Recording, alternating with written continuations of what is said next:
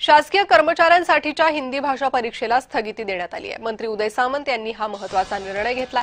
शासकीय कर्मचाऱ्यांची 28 जूनला होणारी परीक्षा स्थगित करण्यात आली। मनसेनं आंदोलनाचा इशारा दिला होता। मुळात महाराष्ट्राची राजभाषा ही मराठीच आहे। ती हिंदी भाषा अधिकाऱ्यांना येण्याची गरज नाही। अधिकाऱ्यांकडे ज्यांचं काम आहे त्या लोकांना मराठी येणं गरजेचं आहे। अशा पद्धतीने परीक्षा आमच्या अधिकाऱ्यांवर लागू हिंदी भाषेचा प्रचार आणि प्रसार करण्याचा प्रयत्न शासन करत असेल तर आम्ही त्याचा तीव्र शब्दात निषेध करू। मी आता आमच्याच प्रधान सचिव मराठी भाषेच्या जे किरण कुलकर्णी आहेत त्यांच्याशी चर्चा केली।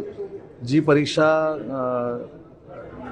हिंदीची लावलेली होती त्याला स्थगिती दिलेली आहे आणि भविष्यामध्ये ही हिंदीची परीक्षा आवश्यक आहे का ते मी राज्याचा मराठी भाषेचा मंत्री म्हणून पडताळून बघणार आहे आणि जर आवश्यक असेल तर कंटिन्यू करू, जर आवश्यक नसेल तर ही हिंदीची परीक्षा न घेण्याचा निर्णय आम्ही घेणार आहोत।